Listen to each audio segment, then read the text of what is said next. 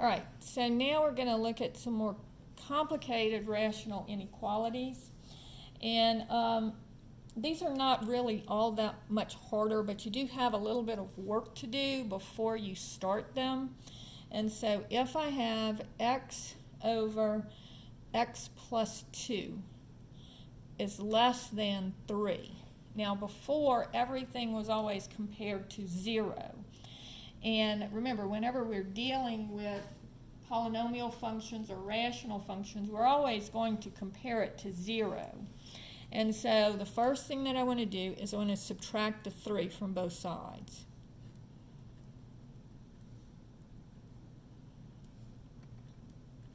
Because I want to see, I'm always looking to see if it's negative or positive. So the first thing I need to do is make it either less than or equal to 0. All right? Now, I need to make my denominators the same. So this one is, the denominator is 1. It needs to be x plus 2. So I'm going to multiply numerator and denominator by x plus 2. Now, notice on this one, I cannot scratch the denominators because it's not an equation, it's an inequality. I cannot lose this factor here. So this is going to be x over x plus 2. And then I'm going to distribute. Now notice this negative goes with the 3. So negative 3 times x is negative 3x. And again, a lot of times it's better if you take this negative and make this plus and this minus. So it's negative 3 times x is negative 3x, and negative 3 times 2 is negative 6. And so now I have x, these denominators are the same, so I simply add my numerator. So x minus 3x would be negative 2x. And then I have minus 6 over x plus 2. So I'm just combining my like terms here and here. And that's less than 0. Now notice you do have a common factor of negative 2, and I do like to factor it out. You don't actually have to factor it out on these, but I do like to factor it out. So if I take out a negative 2, okay, see negative 2 factors into both of them. So negative 2x divided by negative 2 would just be x. And then negative 6 divided by negative 2, negative and negative cancel. 6 divided by 2 is 3. All right? Now, notice the negative 2, I don't have to say where is that equal to 0 because there's no x involved. So negative 2 is negative 2. It can't equal 0. So then I'm going to look at where is x plus 3 equal to 0. Subtract the 3. And where is x plus 2 equal to 0? And subtract the 2. And so I have 2 parts on my number line that I need to worry about. And again, make sure you put them in the right order. Remember, the negative numbers go backwards. So negative 3 would be here, and negative 2 would be here. So here's infinity, negative infinity, and here is infinity. Now, when I do my factors, I do have to include all of my factors. So negative 2, x plus 3, and x plus 2. And so then I'll look at negative 2 times x plus 3 over x plus 2. And then I'll pick numbers on my number line. So let's choose a negative 4 here. Now this would be negative 2.5, and I'm not going to worry that I have to do a fraction here. It's okay. And then this would be, let's plug in 0. So these are the little numbers in parentheses that I'm going to plug in. All right, now negative 2 is always negative. So I don't really have to plug anything in because it's just negative 2. There is no x involved. Now, plugging in negative 4 here, negative 4 plus 3 is negative. And negative 4 plus 2, this one is negative 1, and this one would be negative 2. So I have 3 negatives, so it's negative. All right? Then if I plug in negative 2.5, again, I knew that this was negative, so I don't have to worry about that. If I plug in negative 2.5 plus 3, notice that that's positive because the negative is smaller than the positive number, so it's positive. So notice it didn't matter that this was negative 2.5 and not just a whole number or just an integer. It works out to be fairly easy. All right? And then negative 2.5 plus 2 would be negative 1/2, so that would be negative. So negative times negative is positive. And then plugging in 0, again, the negative 2 stays negative. And then 0 plus 3 is positive, and 0 plus 2 is 2, that's positive.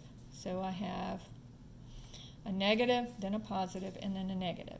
So in my problem, I was looking to see where is it negative. And notice there's no equal to sign here, so everything will be parentheses.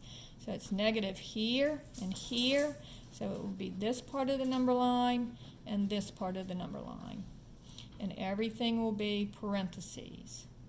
So it will be from negative infinity to negative 3, union from negative 2 to infinity.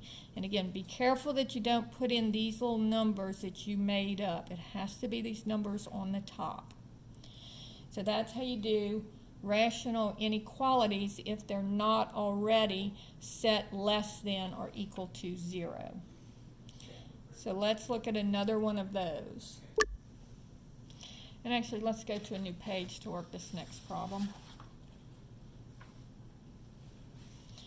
Problem number 2 would be negative 2 over x plus 4 is greater than 4x over x plus 4. Now again, I want to compare it to 0. And I always want to have my 0 on my right-hand side of my equation. So what I'm going to do is I am going to subtract the 4x from both sides. So this would be the 4x over x plus 4. So this would be negative 2 times x plus 4 minus 4x over x plus 4 is greater than 0. All right? So now I'm going to take, let's switch that around so that my x is out in front. So this would be negative 4x. My denominators are the same, so I can put my numerators all together. And then notice I can also factor out a negative 2. So negative 2 into 4x gives me negative and negatives cancel, and I get 2x. And then negative and negatives cancel, so I get plus, and 2 goes into 2 one time. Don't forget, we are dividing, so you can't just say cancel it and leave it alone. It's equal to 1. You're dividing 2 by 2. And so now I've got 3 factors, negative 2, 2x plus 1, and x plus 4.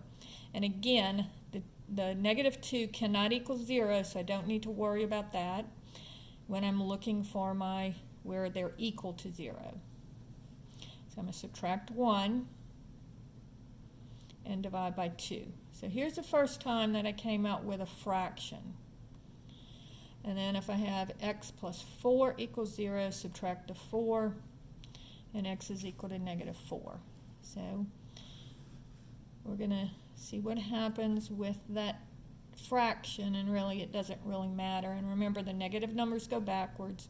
So negative 4 would be here, and negative 1/2 would be here. Here's negative infinity, here's infinity. And then my factors are, and I do have to list all of my factors, negative 2, 2x plus 1, and x plus 4. And then I'll have negative 2 times 2x plus 1 over x plus 4. And so now I need to pick my numbers. So I'll choose negative 5 here. I'll choose negative 3 here. And then I'll choose 0 here. All right? So if I plug in, well, negative 2 always stays negative. It's always negative 2. If I plug in negative 5, this would be 2 times negative 5 would be negative 10 plus 1, negative 9 is negative. And negative 5 plus 4 negative. So 3 negatives give me a negative. Remember, odd number of negatives is negative. Then if I plug in negative 3, 2 times negative 3 would be negative 6, plus 1 would be negative 5. And then negative 3 plus 4 would be positive 1. So now I have 2 negatives, and this would be positive. And if I plug in 0, 2 times 0 is 0, plus 1 is, 1, which is positive. And then 0 plus 4, positive. So here I only have 1 negative, so it's negative. So in this one I wanted to know, where is it greater than 0, so where is it positive? And so it's positive right here. And there is no equal to sign, so everything will be parentheses. So this would be from, and again, go back up to these top numbers, ignore these numbers that are down here. If you want to scratch them out, that's not a bad idea. So that would be negative 4 comma negative 1/2. And that would be the answer to problem number 2. All right. Let's do one more similar to that one, just to make sure that we got it. So problem number 3. Negative 6 over x plus 1. And I want to know, in this case, where is it less than or equal to 3x over x plus 1? So again, I'm going to bring the 3x over. Changes sides, changes signs, or I'm subtracting the 3x over x plus 1. And this time it is greater than or equal, less than or equal to 0. So I'm going to have to worry about my endpoints on this one. Now let's rearrange this and put the denominators are the same, so I can write it as one numerator. So this would be negative 3x minus 6 if I rearrange it so that the x comes first. But I'm just putting these two fractions, the two numerators together and rearranging it. And again, notice I can factor out a negative 3. So negative 3 into negative 3x is x. Negative 3 into negative 6. Negative and negative cancel to give me positive. 3 goes into 6 2 times. So the two things that can equal 0, x plus 2 equals 0, subtract the 2. X plus 1 equals 0, and subtract the 1. And so I have 2 points on my number line, negative 2 and negative 1. And remember, the negative numbers go backwards. Negative infinity is out here, and infinity is over here. And then I'm going to write down my 3 factors. So I have negative 3, I have x plus 2, and I have x plus 1. And then I have negative 3 times x plus 2 over x plus 1. So here, negative 3 is always negative. Then I'm going to pick some numbers. So negative 3, and then this would be negative 1.5, and then this would be 0. All right? So negative 3 plus 2 would be negative 1, which is negative, and negative 3 plus 1 would be negative 2, which is also negative. So 3 negatives give me a negative. The negative 1.5 plus 2, the positive number is bigger, so it'll be positive. And negative 1.5 plus 1, the negative number is bigger, so it'll be negative. So 2 negatives give me a positive. And then finally, if I plug in 0, 0 plus 2 would be 2, and that's positive. And 0 plus 1 is 1, and that's positive. And so I'll have a negative here. All right? And so finally, I want to know, where is it less than or equal to 0? So I'm asking, where is it negative or equal to 0? So it's negative here and here. So I want this part of the number line colored in, and I want this part of the number line colored in. So now all I have to do is check my 2 endpoints, negative 2 and negative 1. So if I look at negative 3 times x plus 2 over x plus 1. So first plugging in the negative 2. Negative 3 times negative 2 plus 2 over negative 2 plus 1 would give me negative 3 times 0 over negative 1. So that would be 0. So the negative 2 is going to be a bracket. But if I plug in the 1, negative 1, I would have negative 3 times negative 1 plus 2 over negative 1 plus 1. So just plugging in the negative 1 for these two x's. So this would give me negative 3 times 1 over 0. And this one is undefined.